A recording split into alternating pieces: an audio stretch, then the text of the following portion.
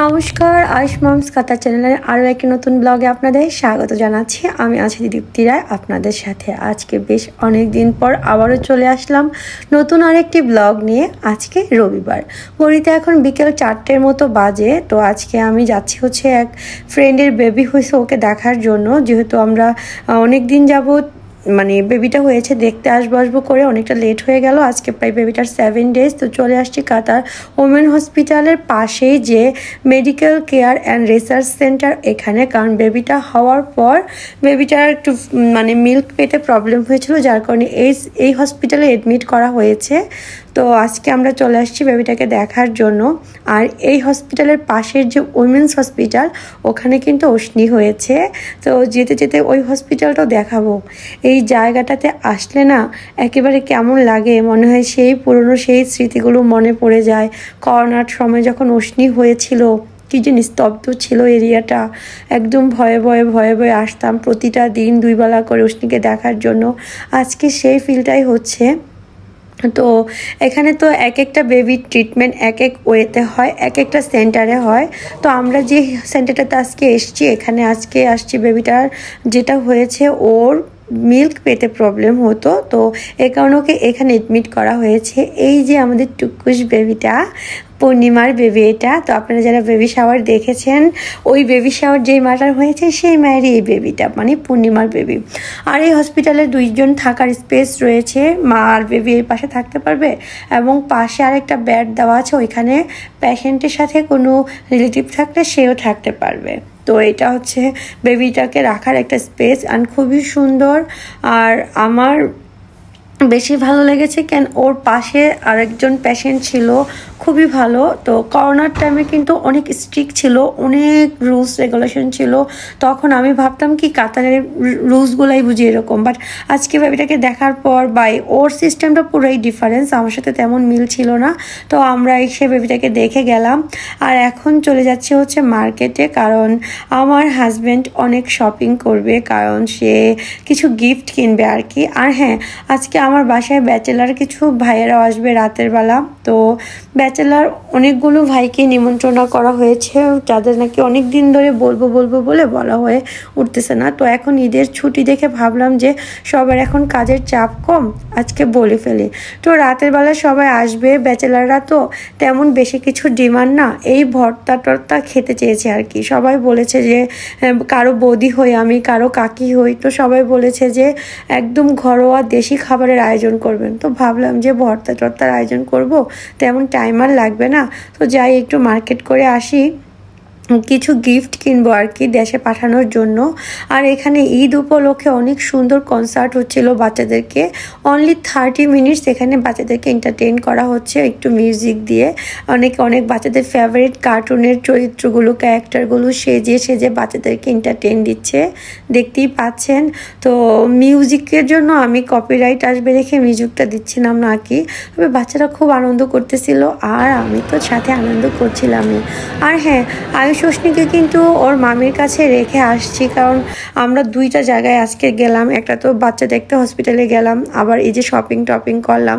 তো মোটামুটি ভালো টাইম আমাদের স্পেন্ড হয়েছে।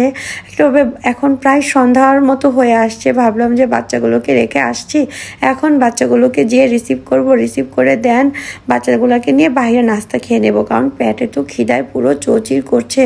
আর এক পলকে আপনাদেরকে মার্কেটটাও দেখিয়ে নিলাম। এই তো এটা হচ্ছে গালফ, অনেক বড় একটা মার্কেট আমাদের গারাফার মধ্যে, অনেক সুন্দর, ভালো লাগে আর খুব ব্র্যান্ডের জিনিস এখানে।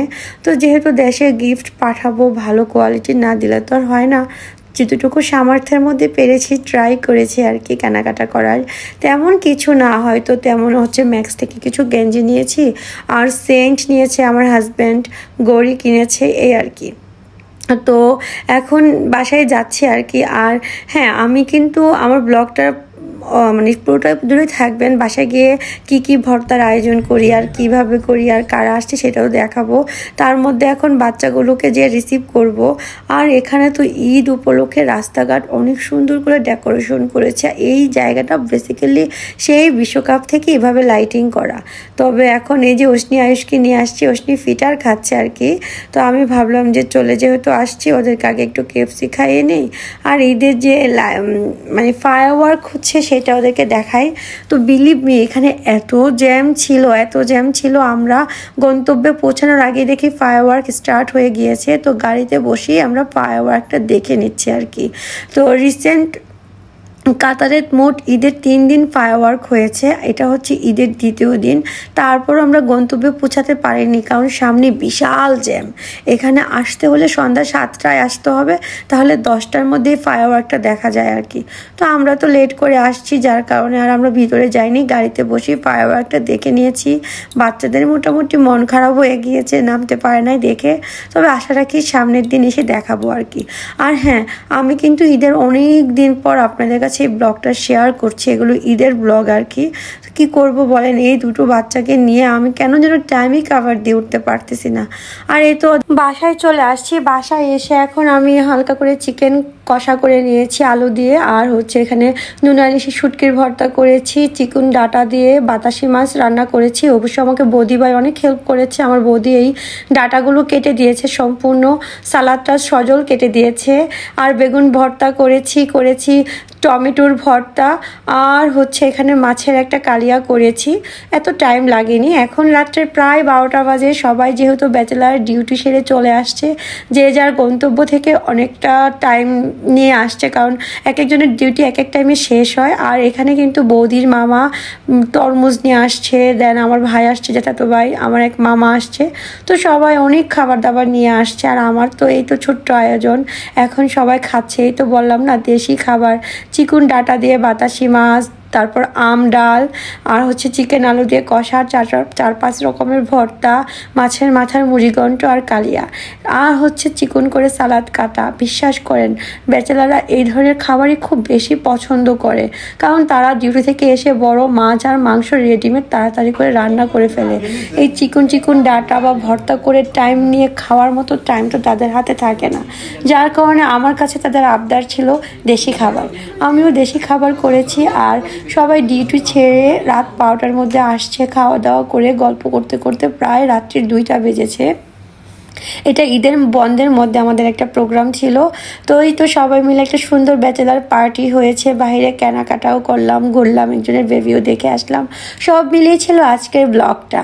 আর এখানে একটা হচ্ছে আমার মামা, আর একটা হচ্ছে আমার বৌদি ভাইয়ের মামা। তো 2 মামা মিলে হচ্ছে বেয়াই, যার কারণে তারা কোলাকুলি করে নিয়েছে, মিষ্টি মুখ করে নিল। আর এখানে একটু ছবি আপনাদের সাথে শেয়ার করলাম, একটু মেমোরি হয়ে থাকলো, কারণ এই যারা ব্যাচেলার সবাই কিন্তু সবসময় ফ্রি থাকে না, একসাথে আমার বাসায় আসতেও পারে না।